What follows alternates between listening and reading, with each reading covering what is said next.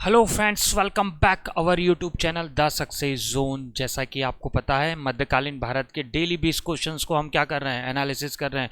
उससे पहले आप सभी को नव वर्ष की हार्दिक शुभकामनाएं। इसी तरह आपका 2022 अच्छा निकला होगा, उसी तरीके से आपका 2023 इससे भी बहुत अच्छा निकले। मैं उम्मीद करता हूं कि 2023 में आप हमारे ऐसे वीडियोस बिल्कुल नहीं देख रहे होंगे, किसी जगह पर क्या कर रहे होंगे, काम कर रहे होंगे। लेकिन उसके लिए अभी आपको हमारे वीडियोस को क्या करना पड़ेगा, देखना पड़ेगा। तो चलिए स्टार्ट करते हैं हमारा आज का सेशन, जिसमें हम करेंगे 20 एमसीक्यूज को सॉल्व किसके, मिडाइवल हिस्ट्री के। तो चलिए देखते हैं हमारा क्या है। देखिए, ये हमारा चैनल आपको सब्सक्राइब करना है, टेलीग्राम का लिंक भी आपको वीडियोस में अवेलेबल हो जाएगा, और आपको ज़्यादा से ज़्यादा शेयर करना है, जिससे आपकी लाइव क्लासेस भी और दूसरे सब्जेक्ट की क्लासेस भी क्या है, हम लोग शुरू कर सकें। उसके बाद हमारे ऑफलाइन बैचेस भी स्टार्ट हो गए हैं। ऑफलाइन बैचेस का टाइमिंग भी सुबह मॉर्निंग में है, इवनिंग में है, दोनों टाइमिंग पे। आप नून में है, आप तीनों टाइमिंग में क्या है, हमारे बैचेस की क्यूरी ले सकते हैं, और ऑफलाइन क्लासेस भी आप अटेंड कर सकते हैं। तो चलिए पहला क्वेश्चन पेश किया जाए। क्या बोल रहा है पहला question? After Gujarat victory Alauddin attack Ranthambore, जो राजस्थान में, which successor of Prithviraj Chauhan was ruling there. Hindi में क्वेश्चन है, गुजरात विजय के पश्चात अलाउद्दीन ने रणथंभोर पर आक्रमण किया। पृथ्वीराज चौहान का कौन सा उत्तराधिकारी वहां पर शासन कर रहा था? पृथ्वीराज चौहान का कौन सा उत्तराधिकारी वहां पर शासन कर रहा था? तो देखते हैं इसका सही आंसर क्या है। इसका सही आंसर है राजा हमीर देव। राजा हमीर देव 1282 से लेकर 1301 तक इन्होंने शासन किया। उसके बाद 1301 से लेकर 1302, बहुत छोटा सा शासन काल रहा था बेटा किसका, राजा रतन सिंह का, जिसके बारे में हमने मलिक मोहम्मद जायसी के पद्मावत से हमें पता चलता है। रानी पद्मावती के बारे में आपने सुना होगा। बहुत छोटा सा कार्यकाल राजा रतन सिंह का रहा था। लगभग मान के चलिए आप 28 जनवरी के आसपास का समय था जब अलाउद्दीन खिलजी क्या करता है, चित्तौड़ के किले पर हमला करता है, और अगस्त महीने तक वो क्या करता है, उस चित्तौड़ के किले को फतेह कर लेता है। और वो सन कौन सा था बेटा? 1303 का था। अगर मैं ये राजा हमीर देव के बारे में बात करूं, तो राजस्थान का पहला जोहर जो किया था वो राजा हमीर देव की क्या पत्नी ने किया था। अब इसके लिए हमें समझना पड़ेगा कि जौहर क्या होता है। देखिए, जौहर जो राजपूत शासकों की स्त्रियां हुआ करती थी, यदि युद्ध में उन्हें ऐसा लगता था कि हार हो रही है, युद्ध में यदि हार का संकेत उन्हें मिल जाता था, तो वो क्या करती थी, अपनी और मतलब अनुयायियों के साथ किसी भी आग के कुंड में या जल में क्या कर लेती, अपने जीवन लीला को क्या कर देती थी, समाप्त कर देती। तो राजस्थान के इतिहास में यदि पहला जोहर है वो राजा हमीर देव की पत्नी ने किया था, जिसको हम जल जोहर भी बोलते हैं। इन्होंने जल में अपने क्या कर दी थी, अपनी जीवन लीला समाप्त कर दी थी। और ये सन कौन सा था बेटा? 301, 301 सॉरी 1301। ये सन का नाम क्या था? 1301। राजा हमीर देव और राजा रतन सिंह की वाइफ जो थी रानी पद्मावती, जिससे हमें क्या मिलता है, ये जानकारी हमको मलिक मोहम्मद जायसी के पद्मावत से मिलती है। ठीक है, तो इसका सही आंसर क्या है? राजा हमीर देव। सेकंड क्वेश्चन देखते हैं क्या बोल रहा है। In relation to Alauddin Khilji attack on Chittor, who has said that queen Padmini was the queen of Sindh Dweep. Alauddin Khilji के चित्तौड़ आक्रमण के संबंध में किसने कहा था कि रानी पद्मावती सिंहल द्वीप की रानी है? कहा कि किसने ये कथन अपने उसमें कहा था? तो इसका सही आंसर है मलिक मोहम्मद जायसी। मलिक मोहम्मद जायसी की कविता या वो ग्रंथ जो है जिसका नाम क्या था? पद्मावत, जिससे हमें क्या मिलती है, यह जानकारी मिलती है। और उन्होंने इस बारे में कहा था कि रानी पद्मावती कहाँ की? सिंहल द्वीप की रानी है। तीसरा क्वेश्चन देखते हैं क्या बोल रहा है। तीसरे क्वेश्चन का आंसर आप लाइव चैट चल रहा है उसमें पढ़ के मुझे कमेंट बॉक्स में बताइए कि तीसरा क्वेश्चन क्या हो रहा है। मैं जब तक क्वेश्चन को पढ़ रहा हूं, जब तक मुझे इसका आंसर मिल जाना चाहिए। चलिए, विच सुल्तान of the Delhi Sultanate claimed half of the major of the crop in the land as revenue.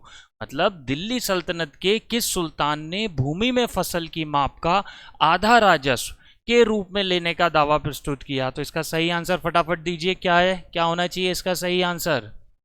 Iltutmish, बलवन, अलाउद्दीन खिलजी या मोहम्मद बिन तुगलक? फटाफट इसका आंसर दीजिए, क्या हो सकता है?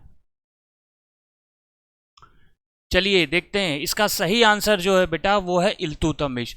इल्तुतमिश हमने देखा गुलाम वंश का शासक था।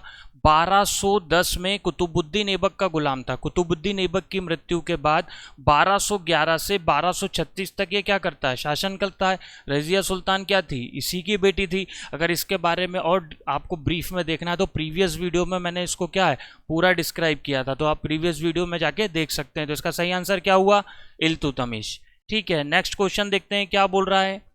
इसका आंसर भी चाहिए मुझे, लाइव चैट में फटाफट इसका आंसर दीजिए। क्या बोल रहा है, the largest canal built by Firoz was 200 kilometre, it was long from where to where did it गो।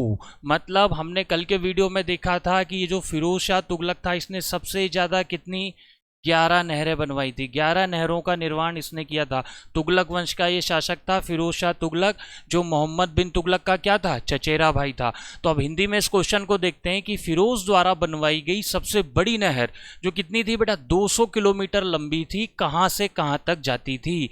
तो इसका सही आंसर लाइव चैट में फटाफट दीजिए, फिर मैं आपको बताता हूँ इसका सही आंसर क्या होगा। इसका सही आंसर है आपका क्या होना चाहिए, इसका सही आंसर है फर्स्ट, सतलुज से निकलकर हांसी तक।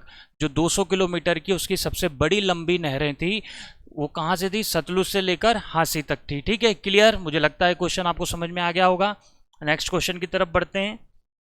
नेक्स्ट क्वेश्चन क्या बोल रहा है, for the last ruler of which dynasty and eloquent person said the rule of Shahjahan empire of the world runs from Delhi to Palam. मतलब इसका मतलब क्या है, किस वंश के अंतिम शासकों के लिए वाकपटु व्यक्ति, ठीक है इसको समझेंगे हम, वाकपटु व्यक्ति क्या होता है। वाकपटु व्यक्ति ने कहा शाहजहां दुनिया के बादशाह की हुकूमत दिल्ली से कहां तक थी, पालम तक थी। इस क्वेश्चन को करने से पहले सबसे पहले हम देखें कि ये वाकपटु व्यक्ति क्या होता है। देखिए हिंदी में कई नामों से व्यक्तियों को जाना जाता है, तो वाकपटु व्यक्ति मतलब वह होता है जो बोलने में क्या हो, स्ट्रांग हो, जो बोलने में बातें करने में क्या हो, स्ट्रांग हो, जो मतलब किसी में भी झिझक ना हो बोलने की और बिल्कुल स्पष्ट रूप से बोलता हो, उसको हिंदी में क्या बोलते हैं बेटा, वाकपटु व्यक्ति। तो ऐसा वाकपटु व्यक्ति कौन था जिसने कहा था कि उसके राजा हुकूमत दिल्ली से लेके पालम तक है, किस वंश के लिए कहा था, तो वो कहा था, इसका सही आंसर क्या होना चाहिए, फटाफट बताइए इसका आंसर क्या हो सकता है। इसका सही आंसर है तुगलक वंश के शासकों के लिए। हमने देखा था तुगलक वंश के शासक में मोहम्मद बिन तुगलक, जिसको हम क्या बोलते हैं, जोना खां बोलते हैं। इसने लगभग कितने बेटा 300 नगर बसाए थे और अपनी राजधानी कहाँ से, दिल्ली से कहाँ ले गया था, दौलताबाद। दिल्ली से देवगिरी ले गया था और देवगिरी का नाम बदल के उसने क्या कर दिया था, दौलताबाद कर दिया था। ठीक है, अगले क्वेश्चन की तरफ चलते हैं।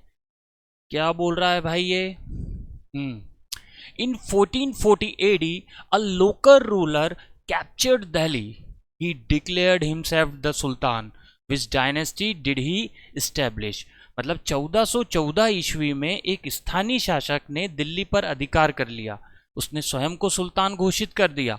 उसने किस वंश की स्थापना करी, देखिए हमने क्लासरूम में पढ़ा है 1414 से लेकर 1451 तक दिल्ली सल्तनत पर एक वंश चला था जिसका नाम क्या था बेटा, सैयद वंश। क्या नाम था, सैयद वंश। और इसका संस्थापक कौन था, इसका संस्थापक था खिज्र खां। सैयद वंश का संस्थापक कौन था, खिज्र खां। जब तैमूर ने भारत पर आक्रमण किया था तो इसकी सेवाओं से प्रसन्न होकर, तैमूर ने प्रीवियस वीडियो में देखा 1398 में आक्रमण किया था और 1399 में वह चला गया था, तो इसकी सेवाओं से प्रसन्न होकर इसको मुल्तान और कई सारे राज्य क्या है दे के चला गया था। तो इसने बाद में दिल्ली सल्तनत पर क्या बनाया था, सैयद वंश बनाया था। कब बनाया था, 1414 में, जबकि तैमूर इसको बाकी दिल्ली के अलावा बाकी राज्य कब दे गया था, 1398 1399 में ही देकर चला गया था। तो इसका सही आंसर जो आएगा वह क्या आएगा बेटा, खिज्र वंश। ठीक है, इसका सही आंसर क्या आएगा, खिज्र वंश आएगा। चलिए next question. To what extent did Sikandar Lodi, the great ruler of the Lodi dynasty, expand the Delhi Sultanate during his reign? मतलब लोदी वंश के महान शासक सिकंदर लोदी ने दिल्ली सल्तनत का विस्तार अपने शासनकाल में कहां तक किया। हर राजा चाहता था कि अपनी सल्तनत का क्या हो बेटा, विस्तार हो। तो सिकंदर लोदी के बारे में कल की क्लास में हमने देखा था कि इस व्यक्ति ने क्या किया था बेटा, इस व्यक्ति ने 1504 में क्या किया था, आगरा शहर बसाया था। आगरा शहर जो आज हम देखते हैं किसने बसाया था, सिकंदर लोदी ने बसाया था। इसने मुस्लिम महिलाओं को पीरों की मज़ार पर या मंदिरों पर जाने से क्या कर दिया था, रोक लगा दी थी। ये चीज़ भी हम इसके बारे में ध्यान रख सकते हैं। तो क्वेश्चन देख रहे हैं, क्वेश्चन में क्या है कि दिल्ली सल्तनत का विस्तार अपने शासनकाल में कहाँ से कहाँ तक किया था। क्या होना चाहिए इसका आंसर, फटाफट बता दीजिए। चलिए मैं ही बता देता हूँ, इसका सही आंसर होगा क्या, पश्चिम बंगाल की गंगा घाटी तक। मतलब उसने अपने शासन का विस्तार दिल्ली सल्तनत से लेकर पश्चिमी बंगाल की गंगा घाटी तक कर दिया था सिकंदर लोदी ने। ठीक है, नेक्स्ट क्वेश्चन देखते हैं क्या बोल रहा है। Which officer was considered responsible for maintenance of etiquette in the court during the सुल्तान या सल्तनत एडमिनिस्ट्रेशन। मतलब सल्तनत कालीन प्रशासन ने दरबार में शिष्टाचार का निर्वाह किस अधिकारी का दायित्व था। देखिए सल्तनत काल में क्या होता था बेटा, हर व्यक्ति को हर पद मिलता था, अभी भी मिलता है भाई, क्लर्क का पद होता है, कोई ऑफिसर का पद होता है, हर काम के करने के लिए क्या होता है, पद होता है। जो लेखों को लिखता है उसको हम क्या बोलते हैं, अकाउंटेंट बोलते हैं। तो सल्तनत काल में भी कुछ पद होते थे। देखिए इस क्वेश्चन को में जो ऑप्शन है वो जो शिष्टाचार का निर्वाह करने वाला व्यक्ति होता था वो ऑप्शन में नहीं डाला गया, तो मैं उसका नाम बता देता हूँ। उसका नाम होता था आमिर हाजिब। ठीक है, जो क्या करता था बेटा, शिष्टाचार का काम करता था। यदि आपसे क्वेश्चन पूछा जाए कि सल्तनत काल में वो व्यक्ति जो शिष्टाचार निर्वाह मतलब क्या, शिष्टाचार निर्वाह मतलब जैसे कि कोई कार्यक्रम हो रहा है तो उस कार्यक्रम में भाई बैठने की व्यवस्था, ठीक है भाई, पद के हिसाब से पहले व्यक्ति बैठेगा, फिर उससे छोटे पद का पीछे बैठेगा, फिर उससे छोटे पद का पीछे बैठेगा, और सबसे लास्ट में क्या बैठती थी, आम जनता बैठती थी। आज भी हम देखा, मतलब पूरा ऐसा निगरानी रखे कि शिष्टाचार मतलब जो रूल्स बने हैं सल्तनत के, जो नियम बने हैं सल्तनत के, वो सल्तनत के नियम फॉलो हो रहे हैं या नहीं हो रहे हैं, वो देखने के लिए होता था कौन, आमिर ए हाजिब। ठीक है, अब इसमें क्या दिख रहा है बेटा, एक ऑप्शन दिख रहा है आमिर बहर। आमिर बहर होता था जो नौकायानों का मैनेजमेंट करता था, जो नौकायान होती थी मतलब नाव, ठीक है, नाव का जो होता था वो क्या करता था, मैनेजमेंट करता था, आमिर बहर कहलाता था। वकील दर की यदि मैं बात करूं तो वकील दर ऐसा व्यक्ति होता था जो राजा का प्रबंध करता था। किसका प्रबंध करता था, राजा का पीए बोल सकते हैं हम। राजा कब जाएंगे, कब उठेंगे, कब क्या खाएंगे, राजा के खाने का समय क्या है, राजा को आज किससे मिलना है, राजा को आज कितने लोगों से मिलना है, राजा की मीटिंग कितनी जगह पर है, वो करने वाला कौन था, वकील दर। और वरीद दिख रहा होगा आपको, वरीद जो होता है बेटा वो क्या होता था, सल्तनत काल में गुप्तचर व्यक्ति होता था। जैसे आज भी गुप्तचर होते हैं, सूचना एकत्रित करना, पता नहीं लगना चाहिए कि ये क्या है, राजा का गुप्तचर है, राजा का क्या है, एक खास आदमी है जो हमारे कॉम्पिटिटर का या हमारे प्रतिद्वंदियों की क्या है जानकारी इकट्ठी करता था, वो क्या होता था, गुप्तचर। तो ये होते थे क्या, वरीद। तो इसका क्या है, शिष्टाचार का निर्वाह किस अधिकारी का दायित्व माना जाता था, वो होता था बेटा आमिर हाजिब का। किसका, आमिर हाजिब का। ठीक है, नेक्स्ट क्वेश्चन देखते हैं क्या बोल रहा है। फॉर वॉट पर्पस वॉज राहत यूज्ड ड्यूरिंग द सल्तनत। सल्तनत काल में रहट का प्रयोग किस कार्य के लिए किया जाता है, रहट का प्रयोग किस कार्य के लिए किया जाता था। चलिए बताइए इसका आंसर क्या हो सकता है, रहट का प्रयोग किस लिए किया जाता होगा, कवच बनाने में, चुंगी अदायगी में, सिंचाई कार्य में, या शीशा बनाने में। चलिए मैं बताता हूं, इसका सही आंसर जो है वो क्या है बेटा, सिंचाई कार्य में किया जाता था। किस कार्य में, सिंचाई कार्य में। देखा हो ना आजकल में रहट खेती होती है, आजकल बंद हो गई है, पहले होती थी रहट खेती। रहट खेती मतलब क्या, आजकल तो पूरी जगह क्या हो गई है बेटा, जनरेटर ने ले लिए, बिजली ने ले लिया है। पहले के ज़माने में क्या, कुएं से पानी निकालने के लिए रहट खेती का यूज़ किया जाता, मतलब उस कुएं में बाल्टी डाली जाती थी और दो बैल होते थे, वो बैल उस राउंड में ऐसे घूमते थे और उससे जो फोर्स बनता था उससे बाल्टी ऊपर आती थी, और बाल्टी मतलब पानी लेकर ऊपर आती थी, और उससे क्या होती थी, सिंचाई होती थी। वर्तमान में जनरेटर आ गए हैं, बिजली आ गई, पंप आ गए हैं, तो ये खेती विलुप्त हो गई। इसमें कॉस्टिंग भी क्या होती है, ज़्यादा होती है। तो रहट जो वर्ड है जो सल्तनत काल में यूज़ होता था वो किसके लिए होता था बेटा, सिंचाई कार्य के लिए। इस चीज़ को हमें क्या रखना है, दिमाग के किसी कोने में सेव करके चलना है। चलिए अगला क्वेश्चन बताओ भाई, अगला क्वेश्चन क्या है। ठीक है, एक मिनट, हाँ ठीक, चलिए।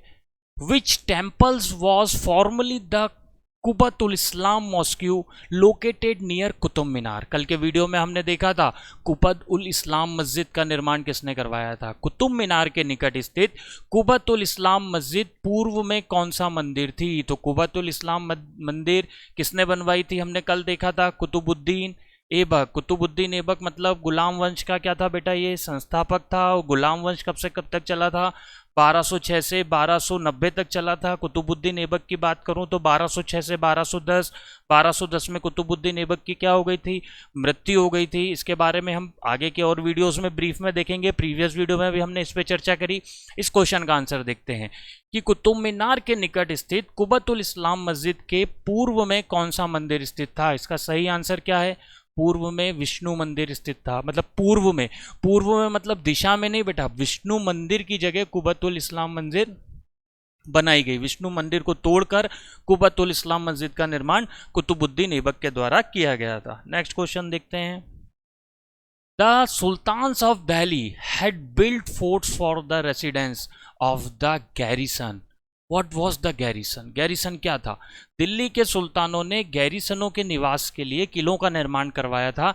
गैरिसन क्या था, गैरिसन की यदि मैं बात करूं, चलिए बताइए फटाफट क्या था गैरिसन।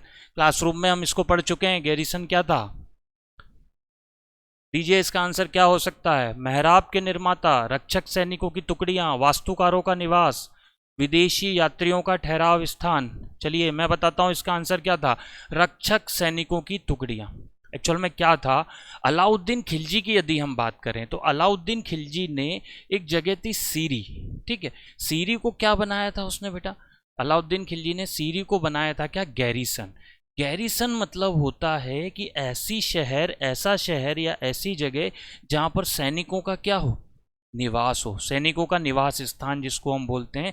अलग अलग सल्तनत के लोग अपनी अपनी शक्ति प्रदर्शन करने के लिए एक गैरिसन बनाते थे कि सैनिकों का क्या होगा, वहाँ पे निवास स्थान होगा। अलाउद्दीन खिलजी ने गैरिसन बनाया था कहाँ पे, सीरी में बनाया था। इस चीज़ को ध्यान रखना, पूछ सकता अलाउद्दीन खिलजी ने अपना गैरिसन कहाँ बनाया था, सीरी में बनाया था। तो रक्षक सैनिकों की टुकड़ियाँ, जिसको क्या बोला जाता है बेटा, गैरिसन बोला जाता है। चलिए next question. What is the correct sequence of dynasties that ruled under the Vijayanagar Empire. Vijayanagar Empire, उसके बारे में बात हो रही है। विजयनगर साम्राज्य के अंतर्गत शासन करने वाले राजवंशों का सही क्रम कौन सा था, बताइए। फर्स्ट, सेकंड, थर्ड, फोर्थ कौन सा हो सकता है।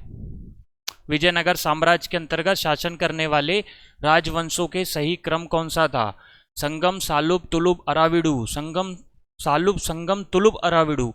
तुलुब, संगम, अराविडु, सालुब, अराविडु, संगम, तुलुब, सालुब। चलिए बताइए, मैं बता देता हूँ इसका सही आंसर है क्या, संगम, संगम वंश, फिर आया सालुब, फिर तुलुब और फिर लास्ट कौन सा था, अराविडु। संगम, सालुब, तुलुब, अराविडु। अगले क्लास में इसको हम पूरा ब्रीफ में समझेंगे। अभी हम इसका आंसर क्या कर लें, दिमाग के किसी एक कोने में फिक्स कर लें। चलिए next question. Which of the following statement regarding the establishment of the Vijayanagar Empire is not correct? Vijayanagar साम्राज्य की स्थापना से संबंधित निम्न में से कौन सा कथन सही नहीं है, कौन सा कथन सही नहीं है।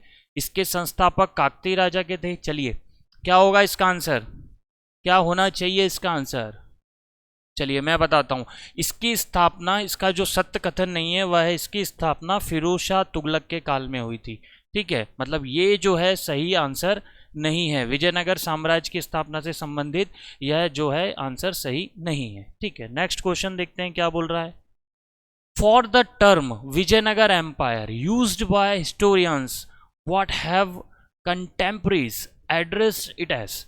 इतिहासकारों के द्वारा प्रयोग विजयनगर साम्राज्य शब्द के समकालीन लोगों ने उसे क्या कहकर, मतलब सीधा पूछ रहा है, विजयनगर साम्राज्य को दूसरे किसी अन्य नाम, किस नाम से जाना जाता है। क्या होगा इसका आंसर, क्या होना चाहिए इसका आंसर। चलिए इसका सही आंसर जो है वो क्या है, सेकंड, कर्नाटक साम्राज्यमु। इसको विजयनगर साम्राज्य को उसके समय के जो समकालीन लोग थे वो कर्नाटक साम्राज्यमु के नाम से भी जानते थे, ठीक है। Next, when and where was the battle of Talikota. बहुत इंपॉर्टेंट है, बहुत शानदार क्वेश्चन दिया है लाले ने। When the where was the battle of Talikota of Rakshasa Tangadi fought. Talikota और राक्षस तंगड़ी का युद्ध कब हुआ था। तालीकोटा तो कई बार एग्जाम में आया है, इसका एक दूसरा नाम भी था बेटा क्या, राक्षस तंगड़ी। राक्षस तंगड़ी का युद्ध कब और कहाँ लड़ा, फटाफट बताइए इसका आंसर क्या हो सकता है, तालीकोटा या राक्षस तंगड़ी। चलिए देखते हैं इसका आंसर। इसका सही आंसर है 1565, बन्नीहट्टी में हुआ था, 1565 में हुआ था। और कहां पर हुआ था? बन्नीहट्टी में। इसका सही आंसर क्या होगा? बन्नीहट्टी। ठीक है, क्लियर। इस क्वेश्चन का स्क्रीनशॉट ले लीजिए, बहुत इंपॉर्टेंट क्वेश्चन है ये। अगला, बुक्का प्रथम के शासनकाल में उसका सबसे बड़ा प्रतिद्वंदी कौन था? Who was the biggest rival of Bukka first during his region? मतलब इसका सबसे प्रतिद्वंदी कौन था? क्या हो सकता है इसका आंसर? क्या होना चाहिए इसका आंसर? चलिए, इसका सही आंसर है फर्स्ट, मदुरई का सुल्तान। मदुरई का जो सुल्तान है वह क्या है? बुक्का प्रथम का सबसे बड़ा राइवल या कॉम्पिटिटर हुआ करता था। चलिए next question. To which of the following rulers is the credit given for adding grand gopurams to Indian temple? भारतीय मंदिरों में भव्य गोपुरमों को जोड़ने का श्रेय निम्न में से किस शासक को जाता? मतलब किस शासक ने भारतीय मंदिरों में गोपुरमों को जोड़ा था? सही आंसर क्या होगा इसका? क्या होना चाहिए? चलिए देखते हैं। इसका सही आंसर है 3। इसका सही आंसर क्या होगा बेटा? कृष्णदेव राय। कृष्णदेव राय ने मंदिरों में गोपुरमों को क्या है? जोड़ने का काम किया था। चलिए next. Which of the following foreign travels did not visit India during the reign of Krishnadeva Raya? Krishnadeva Raya के समय इनमें से कौन सा यात्री था जो नहीं आया था? निम्न में से कौन सा विदेश यात्री कृष्णदेव राय के शासनकाल में भारत नहीं आया? क्या होगा आंसर? चलिए, इसका सही आंसर जो है वो क्या है? निकोलो दी कोटी। निकोलो दी कोटी जो है वो कृष्णदेव राय के समय नहीं आया था। बारबोसा और डोमिंगो पेस, ये दोनों जो थे ये किसके समय में आए थे बेटा? कृष्णदेव राय के समय में आए थे। ठीक है, इस चीज को हमें ध्यान रखना है। चलिए नेक्स्ट देखते हैं। From which book do we get the information about the region of Vijayanagar Empire? Vijayanagar साम्राज्य के शासनकाल की जानकारी हमें किस पुस्तक से मिलती है? मतलब हमें किस पुस्तक से विजयनगर साम्राज्य के बारे में क्या मिल रही है? जानकारी मिल रही है। क्या होगा इसका आंसर? मृच्छकटिकम, अमुक्तमल्यद, तोलायपियम, मणिमेक्कई। इसका सही आंसर जो है वो है अमुक्तमल्यद। अमुक्तमल्यद नाम की बुक से हमें जानकारी मिलती है किसके बारे में बेटा? विजयनगर साम्राज्य के बारे में जानकारी मिलती है। ठीक है, नेक्स्ट और लास्ट क्वेश्चन देखते हैं आज का। क्या बोल रहा है? In the Vijayanagar administration who had to keep a certain number of foot soldiers, horses and elephants for the service of the king? Vijayanagar साम्राज्य में प्रशासन में किसे राजा की सेवा के लिए एक निश्चित संख्या में पैदल सैनिक, घोड़े और हाथी रखने पड़ते थे? विजयनगर प्रशासन में किसे राजा की सेवा के लिए एक निश्चित संख्या में पैदल सैनिक, घोड़े और हाथी रखने पड़ते थे? क्या होगा इसका आंसर? क्या हो सकता है इसका आंसर? चलिए देखते हैं इसका सही आंसर क्या है। इसका सही आंसर है क्या? पलफुगार। पलफुगार इसका क्या होगा बेटा? सही आंसर होगा। तो ये आज की क्लास में हमने 20 एमसीक्यूज को क्लियर किया है। ठीक है, इसी तरीके का आपका जो वीडियो है परसेंटेज का चल रहा है। आज वीडियो आपको रेशियो एंड प्रोपोर्शन का देखने को मिला होगा। तो इसी के साथ चैनल के साथ बने रहिए, आगे और भी वीडियोज़ आपको अवेलेबल होंगे और बहुत जल्दी हम लाइव क्लास में मिलेंगे। Thank you so much.